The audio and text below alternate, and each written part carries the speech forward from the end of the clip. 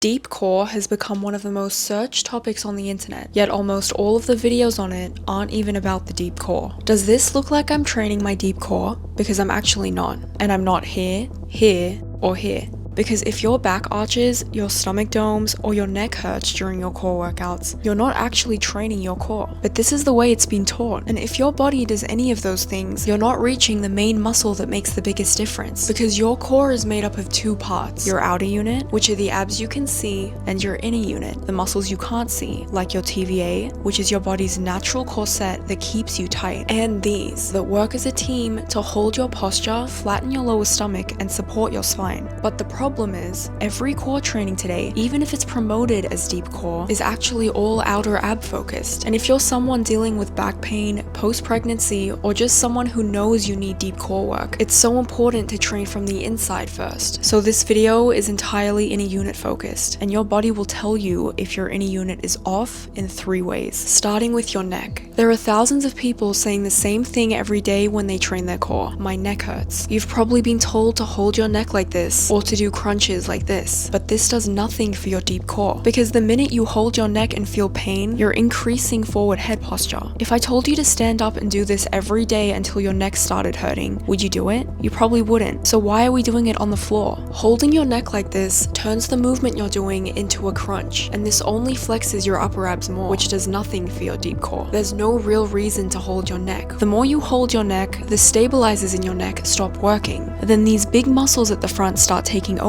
which causes that neck pain. The real way to support your neck is to remove your hands and place your tongue on the roof of your mouth. Your tongue helps stabilize your head, neck, and spine when it's placed correctly. So what you need to do is swallow, place your tongue on the roof of your mouth behind your front teeth, then lift. Now your neck is instantly supported, because now the muscles under your jaw are stabilized and you stop feeling tension. Now the next sign is something everyone does but no one notices: doming. This is doming, and this isn't. Doming is when your stomach pushes outwards because your deep core can't handle the exercise you're doing. It happens the most when you try planks, hollow holds, or flutter kicks, because these exercises are the hardest to engage your deep core with. Even when you train your outer abs, you don't want to dome, because when your stomach domes, your natural corset shuts off because the pressure is being pushed upwards and it pushes the abs outwards, and this can cause your abs to separate. Ab separation doesn't just happen during pregnancy, because anyone can get this if you're doming or straining too hard. You can literally see my abs ready to separate as I show you this example. Now how it should look is your core will be straight, but this can't be higher than this. But the only way to fix doming is with arching. Arching is when your back comes off the floor, and this just means your back is taking all the tension and your deep core isn't activating. The issue is, most people are told the only way to fix arching is to force your back against the floor, and this might be good for some people, but you'll see this might make you dome even more, or even put a lot of pressure on your lower back, keeping you in this constant cycle of never engaging your deep core. So the simplest way to fix both doming and arching for everyone is through your breath and a pelvic tilt.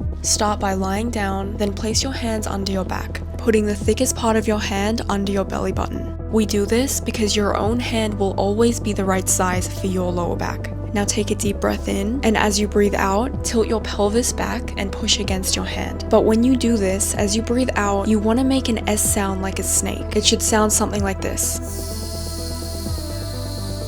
This connects your breath to your core. Now gently draw in your belly button. Do not suck your stomach in or force this. Your belly button should naturally draw in as you breathe out. Now when you do a core exercise, your stomach should stay drawn in during the entirety of the exercise. This is how you know your deep core is activated during the movement. And if you see your stomach start to dome, that's when you know your outer abs have taken over and your deep core has lost its connection. If you notice you still dome or your back is still coming off the floor during your core workouts, you might be training outside of your range. So from here, you can try the inner unit test. This test lets you know where your deep core turns on and where it turns off without your outer abs taking over. This test puts everything we've just done all together. This is one of the things I get everyone to do inside my program. For those those who want to go much deeper into core training. So again, putting the thickest part of your hand under your belly button. The reason why we use our hands under our lower back is because if you're someone with larger glutes and you have trouble flattening your back on the floor, your hand keeps a natural, neutral position of your spine when you press against it. So it will always be the perfect size for you. And this way, you can feel the small changes that lets you know if your core has lost its engagement as you do the exercises. Now take a deep breath in, and as you breathe out, making that S sound, pelvic tilt your back against your hands. As you breathe out, making that sound, your belly button should naturally draw in. Again, it's really important to breathe out this way because making this S sound will naturally keep your tongue on the roof of your mouth, which is automatically stabilizing your neck. Once you've done that and your lower back is pressed against your hands, you can test your range. There are 3 levels to this. Level 1 will have your legs bent slightly.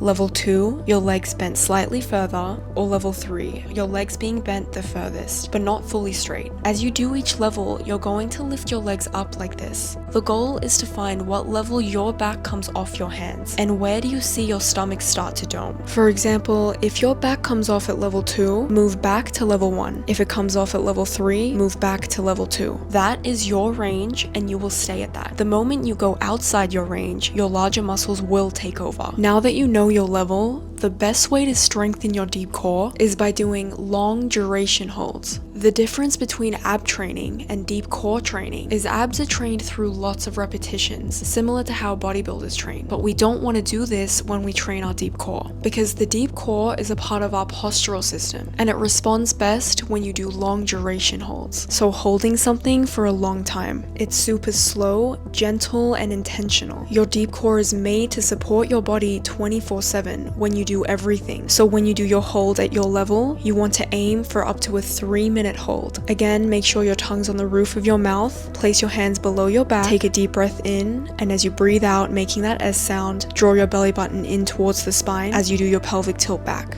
Now hold. If you can't do 3 minutes total in one setting, you can do 30-second sets until you reach 3 minutes total. The best thing about doing long duration holds is it makes your posture stand upright, and your lower stomach will naturally draw in when you do anything during the day. When you can do up to 3 minutes without doming or arching, you can move on to the next level. The longer your legs are out, the harder this gets, and the more your inner unit has to work. Hold this for 3 minutes total without losing control.